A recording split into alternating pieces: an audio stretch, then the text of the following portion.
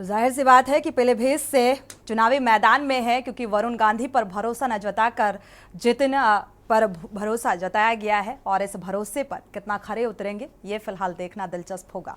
बढ़ते आगे और बात करते हैं निर्दलीय उम्मीदवार पार्टी का आशीर्वाद। पप्पू यादव बार बार ये कह रहे हैं कि छोड़ देंगे दुनिया, लेकिन पूर्णिया नहीं छोड़ेंगे। आपको बता दें कि महागठबंधन की ओर से राष्ट्रीय जनता दल की ओर से बीमा भारती के पर्चा भरने के बाद भी पप्पू यादव ने लालू यादव से गुहार लगाते हुए कहा था कि मैं लालटेन सिंबल पर चुनाव लड़ने के लिए भी तैयार हूं। बहरहाल पप्पू यादव की गुहार काम नहीं आई। आरजेडी उम्मीदवार बीमा भारती के बाद अब पप्पू यादव भी पूर्णिया सीट से मैदान में उतर गए हैं और पप्पू यादव ने नामांकन के अंतिम दिन पूर्णिया कलेक्ट्रेट पहुंचकर अपना नामांकन पत्र दाखिल किया। पप्पू यादव ने कांग्रेस की जयकारे लगाए और सोनिया गांधी और राहुल गांधी के आशीर्वाद का भी दावा किया, लेकिन नामांकन बतौर निर्दलीय उम्मीदवार किया गया। पप्पू यादव के मैदान में आ जाने से पूर्णिया की लड़ाई अब त्रिकोणीय हो गई है। हालांकि पप्पू यादव के नामांकन को लेकर कांग्रेस की ओर से कोई भी प्रतिक्रिया सामने नहीं आई।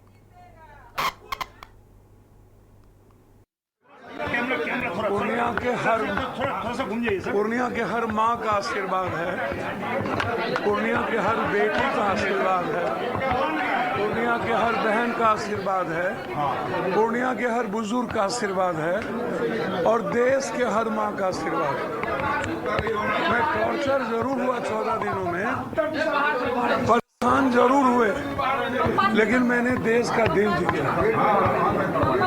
मैं चुनाव जीतना मेरे लिए मैटर नहीं है, मेरे लिए मैटर है इस देश के जनता का विश्वास जीतना और मैंने बिहार का आशीर्वाद जीता है और ये आशीर्वाद मैं बरकरार रखूंगा और कांग्रेस परिवार का मैंने आशीर्वाद जीता है। कांग्रेस परिवार मेरे साथ हैं और मैं कांग्रेस परिवार के आजीवन साथ रहूंगा और इस देश की जनता की सेवा करूंगा। पूर्णिया सीमांचल कोसी को दुनिया का नंबर 1 बनाऊंगा। क्या निर्दलीय चुनाव लड़ रहे हैं? वो वक्त बताएगा, वो चिंता नहीं। सर हम आशीर्वाद ले चुके हैं, मेरे पास सबका आशीर्वाद है। बढ़ते आगे और बात करते हैं 24 का रण बापू की शरण। आम आदमी पार्टी के राज्यसभा सांसद और संजय सिंह 6 महीने बाद 3 मार्च को जेल से रिहा हो गए हैं। लोकसभा चुनाव से पहले आप नेता के बाहर आने पर नेताओं और कार्यकर्ताओं का उत्साह चरम पर है। संजय सिंह जेल से छूटने के बाद से ही बीजेपी पर हमलावर हैं और गुरुवार को संजय सिंह राजघाट पर महात्मा गांधी को श्रद्धांजलि अर्पित करने के लिए पहुंचे और इस दौरान उनके साथ पार्टी के कई बड़े नेता भी मौजूद रहे। इस दौरान संजय सिंह ने मीडिया से बातचीत में कहा कि बापू की समाधि पर नमन करने, प्रार्थना करने और आशीर्वाद मांगने के लिए अपने विधायकों और नेताओं के साथ राजघाट आया था। हमने बापू को हमेशा इसलिए याद किया क्योंकि उन्होंने अंग्रेजों के खिलाफ लड़ाई लड़ी। उस वक्त बोलने की आज़ादी नहीं थी और स्वतंत्रता के साथ जीने की आज़ादी नहीं थी, इसीलिए बापू ने देश को आज़ाद कराने के लिए अपना पूरा जीवन लगा दिया और आज आज़ादी के 77 साल बाद भी ऐसी ही परिस्थिति पैदा हो गई है। आज आजादी के 77 साल के बाद ऐसी परिस्थिति इस देश में पैदा हो गई है। हम लोगों ने गांधी जी की समाधि पर यह प्रार्थना किया कि हे प्रभु, हे राष्ट्रपिता जी, आप जहां कहीं भी हैं, इस सरकार को भी सन्मति दें, इस सरकार को भी सद्बुद्धि दें कि वो इस देश के लोगों की आजादी के साथ, स्वतंत्रता के साथ, लोकतंत्र के साथ, संविधान के साथ खिलवाड़ करना बंद करे।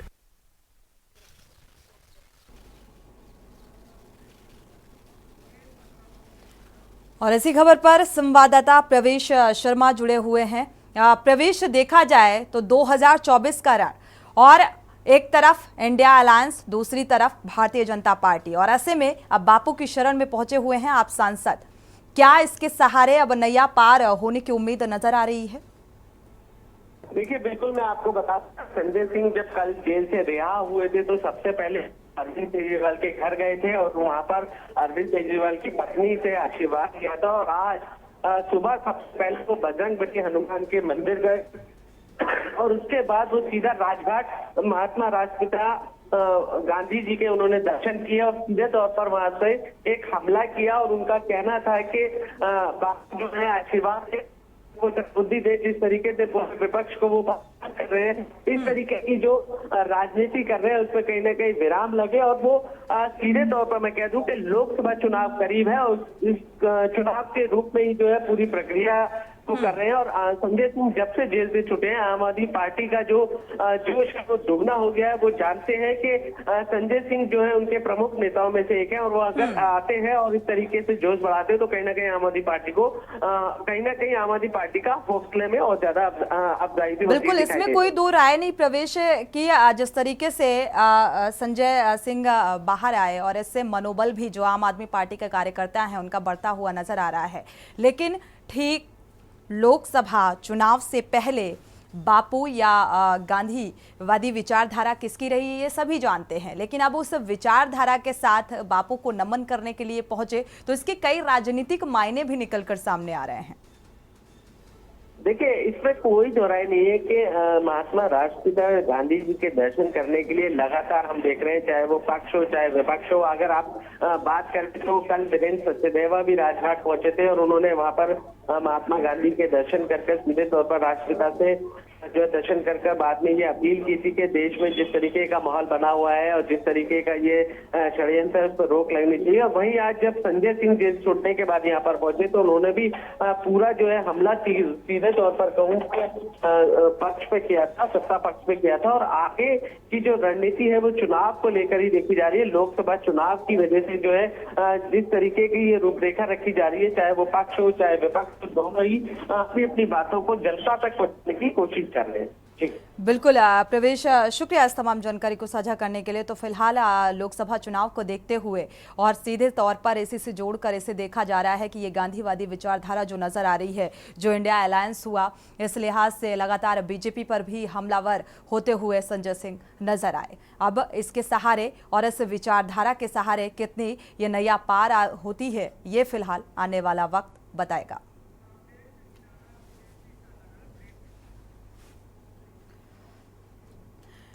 बढ़ते आगे बात करेंगे कांग्रेस से किनारा और बीजेपी सहारा। इस पूरी खबर से आपको रूबरू कराएंगे एक छोटे से ब्रेक के बाद।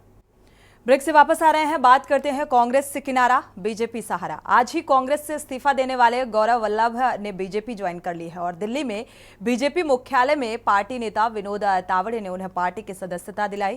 कांग्रेस छोड़ने के फैसले पर गौरव वल्लभ ने कहा कि मैंने कांग्रेस अध्यक्ष मल्लिकार्जुन खड़गे को पत्र लिखकर दिल की सारी भावनाएं उसमें व्यक्त कर दी हैं और उनके साथ ही बिहार कांग्रेस के नेता अनिल शर्मा और आरजेडी नेता उपेंद्र प्रसाद भी बीजेपी में शामिल हुए। आपको बता दें कि 2 दिन में 3 नेता कांग्रेस से चले गए हैं। बुधवार को विजेंद्र सिंह और संजय निरुपम पार्टी से चले गए और गुरुवार को तेज तर्रार प्रवक्ता गौरव वल्लभ ने भी पार्टी से किनारा कर लिया।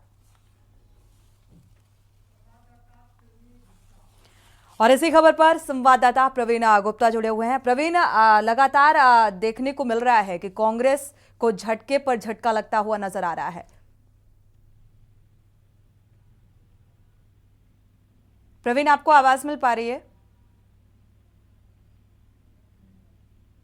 दोबारा से संपर्क करने की कोशिश करते हैं कांग्रेस से किनारा और बीजेपी सहारा, क्योंकि लगातार वल्लभ का जो आज बयान निकलकर सामने आया, बीजेपी में ज्वाइन करते समय उन्होंने जो बड़ी बातें कही कि कांग्रेस की जो विचारधारा रही और जिस विचारधारा के साथ वो कांग्रेस में शामिल हुए, आज वो विचारधारा डगमगाती हुई नजर आ रही है और कोई नीति नहीं, कोई नियत नहीं, ये तमाम अहम बड़ी बातें वो करते हुए नजर आए और भारतीय जनता पार्टी का दामन थाम लिया।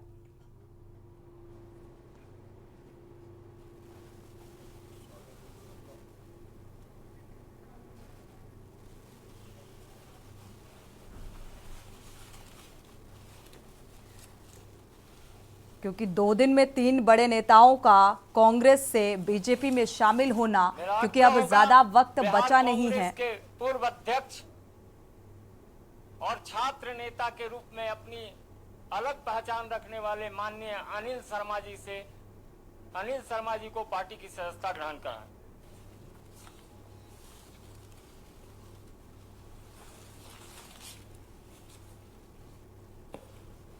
अपने बीच माननीय उपेंद्र प्रसाद जी भी हैं, जो महागठबंधन के 2019 के प्रत्याशी रहे हैं।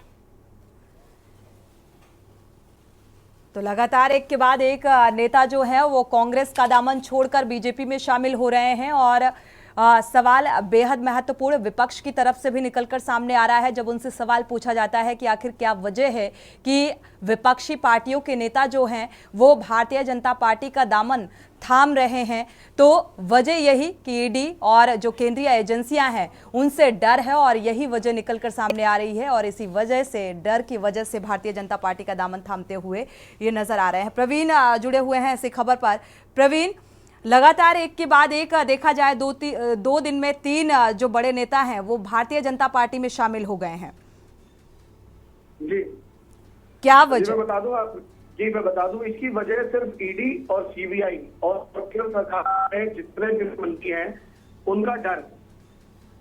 इनकी वजह से इस तरीके से आम आदमी पार्टी के दिग्गज नेता हैं वो जेल जाते नजर आ रहे हैं। कहीं ना कहीं जितने भी कांग्रेस के नेता हैं उनको भी इस बात का डर लगा हुआ है कि कहीं ये हमला हम पे ना। सिर्फ यही एक वजह है जो कि लोग कांग्रेस छोड़ के अब बीजेपी में शामिल होने के लिए तैयार हुए हैं। जी बिल्कुल प्रवीण, लगातार ये प्रतिक्रियाएं निकलकर सामने आ रही हैं और वल्लभ की जो बड़ी बातें भी निकलकर सामने आई कि जिस विचारधारा के साथ उन्होंने कांग्रेस का दामन थामा था वो उसमें कहीं ना कहीं संदेह की स्थिति अब नजर आ रही। शुक्रिया प्रवीण इस तमाम जानकारी को साझा करने के लिए और यही वजह है कि अब भारतीय जनता पार्टी का दामन थाम लिया है।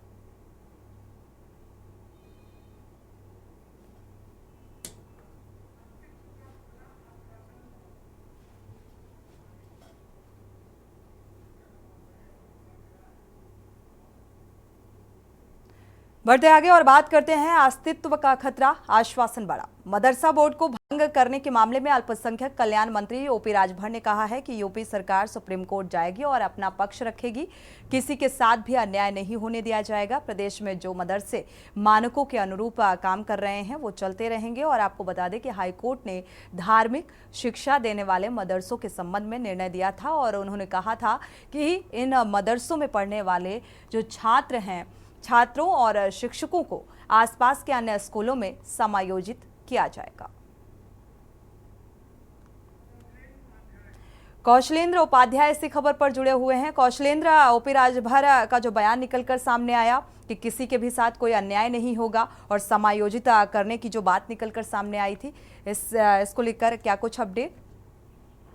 जी बिल्कुल, देखिए आपको बताएं कि लखनऊ इलाहाबाद हाईकोर्ट लखनऊ खंडपीठ ने एक आदेश दिया था याचिका पे कि जो मदरसा बोर्ड है इसको क्यों न जो है बंद कर दिया जाए। उसमें जो छात्र पढ़ रहे हैं उनको सब जो है यूपी सरकार द्वारा संचालित जितने कॉलेज और स्कूल हैं उसमें समायोजित किए जाए, क्योंकि एक जो मदरसे चल रहे हैं जो है अल्पसंख्यक के नाम पे सेकुलरिज्म नहीं है, जो एक धार्मिक पढ़ाई होती है उसके अनुसार चल रहे हैं। और जो वहाँ की पढ़ाई है, जो शिक्षा है वो कहीं न कहीं अलग एक धर्म के लिए है। तो इसलिए इनको क्यों न जो है बंद कर दिया जाए और उसके बाद जो छात्र पढ़ रहे हैं वहाँ पे उनको सब समायोजित यूपी सरकार द्वारा जो विद्यालय संचालित किए गए हैं उसमें हो। और अगर विद्यालयों में कमी पड़ रही है तो अन्य विद्यालय भी खोले जाएं, ऐसा भी हाईकोर्ट का जो है आदेश था। उसी में क्योंकि ओपी राजभर अभी नए नए मंत्री बने उसके बाद जो है अल्पसंख्यक कल्याण विभाग भी इनको मिला हुआ है।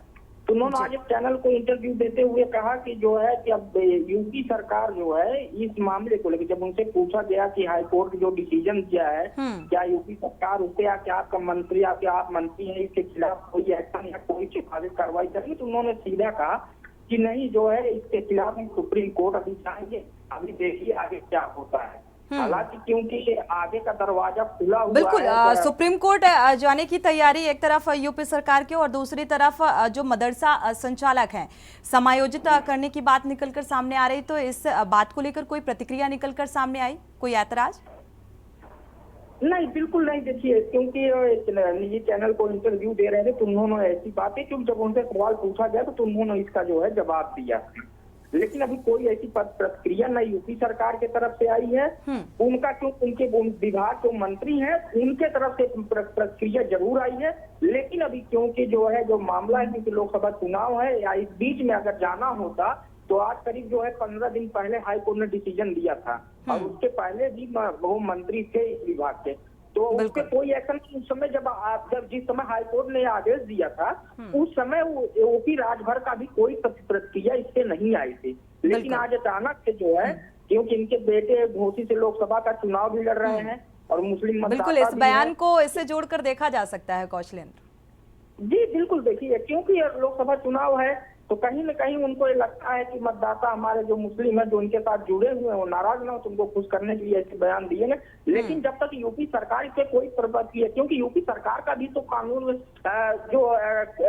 विभाग जो न्याय विभाग है उधर से कोई प्रतिक्रिया भी नहीं आई है, तो इसको अभी सिर्फ राजनीतिक रूप से ही देखा जा सकता है। बिल्कुल ओपी राजभर अक्सर राजनीतिक बयानबाजी की वजह से जाने भी जाते हैं और इससे सीधा सीधा जोड़कर इसे देखा जा सकता है। शुक्रिया इस तमाम जानकारी को साझा करने के लिए।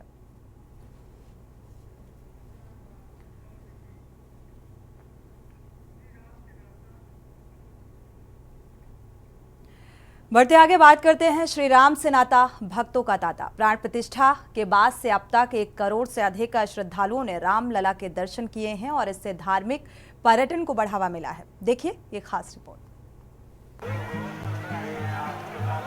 अयोध्या के राम मंदिर ट्रस्ट का अनुमान है कि 22 जनवरी को नए मंदिर में रामलला की प्राण प्रतिष्ठा होने के बाद से अब तक 1 करोड़ से अधिक श्रद्धालु मंदिर में दर्शन कर चुके हैं। टेक्नोलॉजी के आधार पर हेड काउंट के सॉफ्टवेयर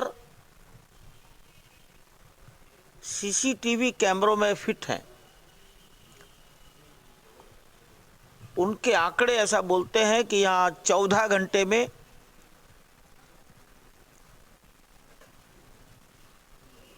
1.25 लाख 1.5 लाख लोग आ रहे हैं, तो 61 दिनों को 1.5 लाख से गुणा कर दो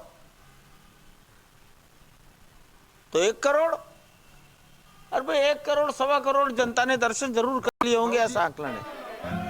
टूरिज्म डिपार्टमेंट के अधिकारियों के मुताबिक रोजाना 1 से 1.5 लाख श्रद्धालु रामलला के दर्शन के लिए अयोध्या आते हैं। प्राण प्रतिष्ठा के बाद से मंदिरों का ये शहर भारत की आध्यात्मिक राजधानी बन गया है। अयोध्या जो है आध्यात्मिक राजधानी तो बन ही गई है। यहाँ पर जो हमारी फ्लाइट है, जो हमारी आने वाली ट्रेनें हैं, जो हमारे होटल हैं, सब फुल चल रहे हैं और इसलिए जो है यहाँ का पर्यटन विकास जो है वो उत्तरोत्तर वृद्धि कर रहा है। अधिकारियों का कहना है कि अयोध्या में लगातार आ रहे सैलानी यहाँ की अर्थव्यवस्था के लिए अच्छा संकेत है। इसे जारी रखने के लिए अधिकारी लगातार योजनाएं बना रहे हैं ताकि यहाँ आने वालों को कोई परेशानी ना हो। लखनऊ का रुख करते हैं। डिप्टी सीएम ब्रजेश पाठक क्या कुछ कह रहे हैं, सुनाते हैं। बर्दाश्त करने के काबिल नहीं है, जितनी भी उसकी निंदा की जाए वो कम है। जैसे जैसे चुनाव नजदीक आ रहे हैं वैसे वैसे कांग्रेस के नेता उतने ही निम्न स्तर पर उतर करके अत्यंत अनर्गल बयानबाजी कर रहे हैं। दूसरी तरफ आदरणीय प्रधानमंत्री नरेंद्र मोदी जी पर जनता का भरोसा लगातार बढ़ रहा है, जिसे देखकर कांग्रेस पार्टी के नेता अपना मानसिक संतुलन खो चुके हैं। कांग्रेस नेता एवं छत्तीसगढ़ विधानसभा के नेता प्रतिपक्ष चरणदास महंत ने माननीय प्रधानमंत्री श्री नरेंद्र मोदी जी के लिए पुनः घटिया और आपत्तिजनक शब्दों का इस्तेमाल किया है, जो ईर्ष्या और देश से प्रेरित कांग्रेस का बयान भारतीय राजनीति के लिए दुखद संकेत है। कांग्रेस नेता चरणदास महंत ने कहा कि प्रधानमंत्री श्री नरेंद्र मोदी जी से मुकाबला करने के लिए ऐसा व्यक्ति चाहिए जो लाठी मारकर उनका सिर फोड़ दे। आप सोचिए कांग्रेस पार्टी की मानसिकता कितने निचले स्तर तक गिर चुकी है। वो महात्मा गांधी जी की पार्टी का होने का एक दम्भ भरते हैं, लेकिन पूज्य महात्मा गांधी जी ने अहिंसा का जो मार्ग भारत को दिखाने का काम किया था, दुनिया उसका अनुसरण करने के लिए तैयार हो रही है। कांग्रेस पार्टी के नेता लगातार इस प्रकार की हिंसात्मक बातें करके केवल माननीय प्रधानमंत्री जी के प्रति अपशब्दों का इस्तेमाल नहीं कर रहे हैं, वो भारतवर्ष के 140 करोड़ लोगों का अपमान लगातार कर रहे हैं। दरअसल कांग्रेस नेता राहुल गांधी जी की मोहब्बत की दुकान में जहरीला सामान बेच रहे हैं, जिनकी राहुल गांधी शैडो ब्रांडिंग करते हुए पूरे देश में घूम रहे हैं। 2002 से अब तक प्रधानमंत्री आदरणीय नरेंद्र मोदी जी को कांग्रेस के राष्ट्रीय नेतृत्व और उसके नेताओं द्वारा लगातार गालियां दी जा रही हैं और मोदी जी के प्रति अमर्यादित शब्दों का भी प्रयोग हो रहा है। ये गांधी जी के उत्तराधिकारी होने का दम तो भरते हैं, लेकिन इनका मन बहुत ही मैला और गंदा है। ये गरीब और पिछड़े समाज से निकलकर पार्टी के आम कार्यकर्ता से पीएम बनने वाले। आप देख रहे हैं के न्यूज़, खबरों का सारथी।